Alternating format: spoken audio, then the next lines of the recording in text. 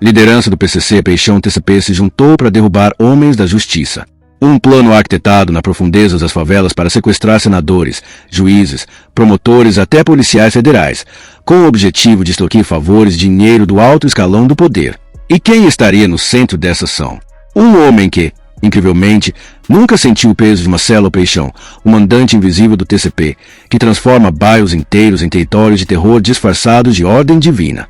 Essa não é ficção de filme de ação, é a realidade crua que chegou aos ouvidos do Ministério Público Federal há 2 anos e que ainda ecoa como um alerta ignorado para o que pode vir a ser o maior golpe contra o Estado. Alimentado por bilhões de reais nas vendas de drogas, ama as extorsões, corrói as bases da sociedade, especialmente nas favelas onde mais de 1 milhão de pessoas lutam diariamente pela dignidade. Como jornalista que cresceu ouvindo histórias e promessas quebradas nas comunidades, eu sei que por trás de cada manchete há rostos reais, mães que não dormem temendo o pior, crianças que crescem achando que barricadas de trilhos de trem são brinquedos inofensivos, e líderes comunitários silenciados por medo de retaliação. Essa denúncia, protocolada no MPF do Rio de Janeiro em meados de 2023, revela não apenas um complô isolado, mas um padrão de dominação que transforma bairros como o Complexo de Israel, um aglomerado de favelas em Parada de Lucas, Vigário Geral, Cidade Alta e 5 Bocas em Autônomos, onde a lei é ditada por bicos e não por constituições. Tudo começou com um depoimento anônimo, mas carregado de detalhes. Um político, cuja identidade foi preservada para evitar represálias, relatou ao MPF que líderes do PCC paulista nutriam intenções claras de sequestrá-lo, extorquí-lo financeiramente, em último caso, eliminá-lo. Mas o que chocou os investigadores foi a menção a uma rede mais ampla. O plano incluía raptos de promotores de justiça, senadores da República, deputados federais e juízes de vara. Alguns foram capturados, disse o depoente, referindo-se a operativos do PCC detidos em ações federais na época, porém tem um que é do Rio de Janeiro e que não foi capturado, no qual participaria do ataque Peixão. Essa frase, simples e direta, joga luz sobre uma parceria que vai além das fronteiras estaduais, unindo o pragmatismo frio do PCC com o fanatismo territorial do TCP. O político implorou para que as autoridades rastreassem o paradeiro desse carioca elusivo, descrevendo como elo que poderia desmantelar o esquema inteiro. Não parou por aí. Outro depoimento, igualmente impactante, reforçou o alarme.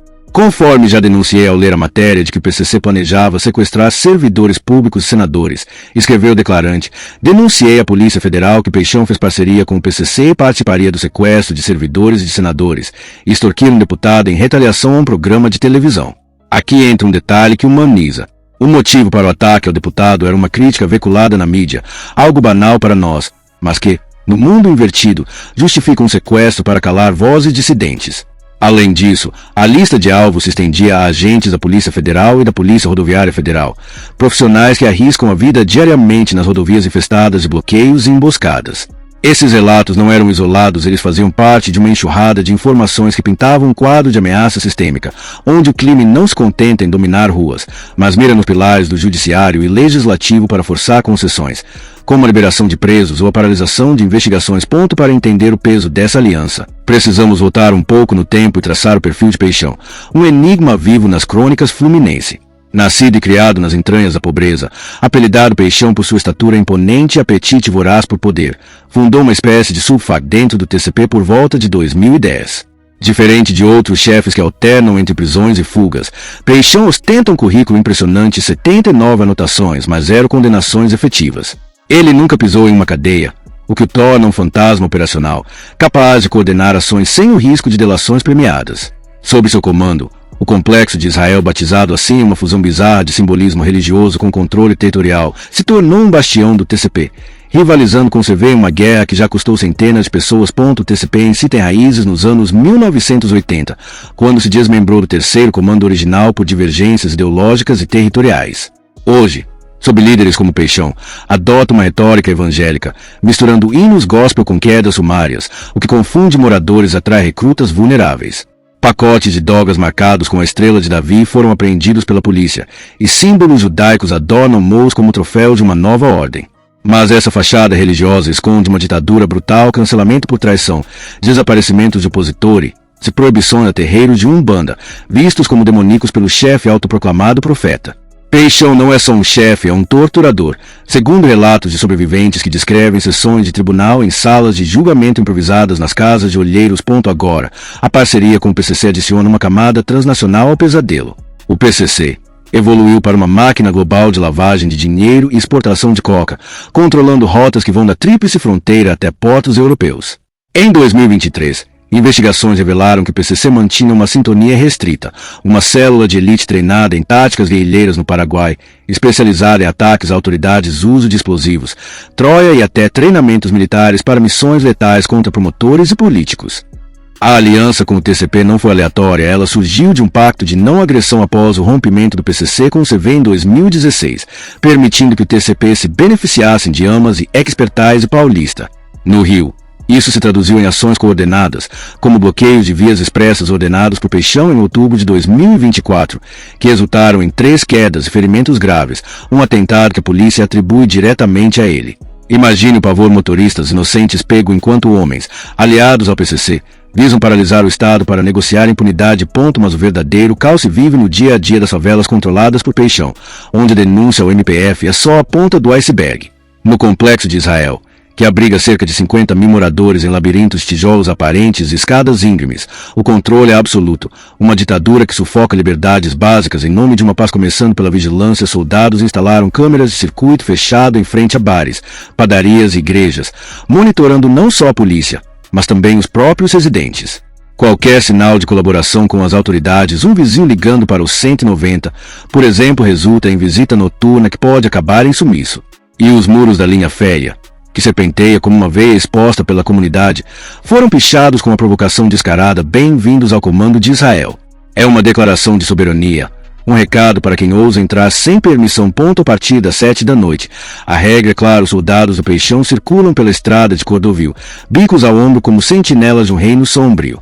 Isso inibe até o exercício da fé. Cultos evangélicos prosseguem sob a bênção do chefe, mas missas católicas ou rodas de candomblé são dispersadas com ameaças veladas.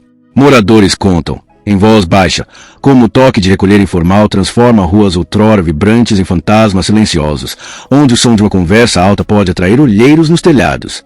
Esses vigias, adolescentes muitas vezes forçados ao papel, ocupam terraços sem pedir licença aos donos das casas. Vai procurar quem vocês quiserem. A ordem é do chefe. É a resposta padrão dada aos reclamantes, um mantra que reforça a hierarquia impiedosa. As regras impostas por Peixão vão além da vigilância, elas invadem o íntimo das vidas cotidianas, criando um código de conduta que esmaga a individualidade. Na favela 5 Bocas, por exemplo, plantar flores ou vasos na porta de casa é proibido. Alega-se que isso facilita esconderijos para ratos da polícia. Barricadas feitas com trilhos de trem enferrujados bloqueiam todas as ruas de acesso, transformando o bairro em uma fortaleza medieval, onde ambulâncias demoram horas para chegar em emergências. Paradas aleatórias viraram rotina. Soldados revistam celulares de pedestres, deletando fotos ou mensagens suspeitas dependendo do conteúdo. O dono é expulso da comunidade na hora, com família e tralhas.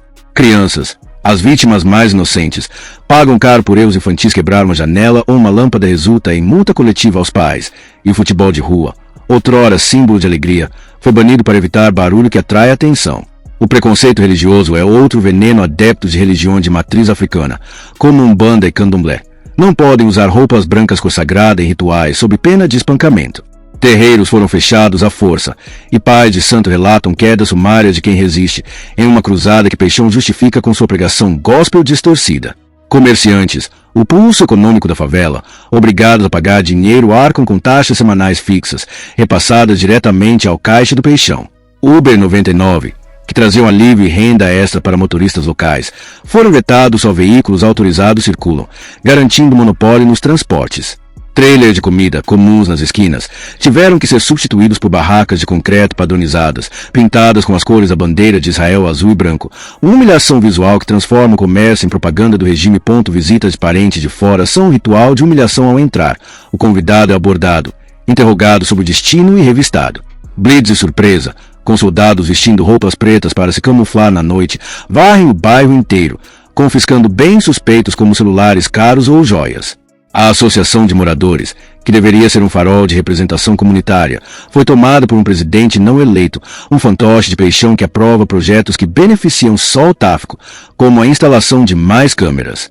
Até os condomínios residenciais, raros bolsões de classe média baixa na favela, Perderam suas síndicas eleitas agora. Administradores indicados pelo chefe gerenciam contas e portarias, desviando verbas para a segurança que na verdade financia, mas essa rede de opressão não é acidental, é uma estratégia calculada para extrair valor econômico, social e psicológico de cada centavo e cada alma no território.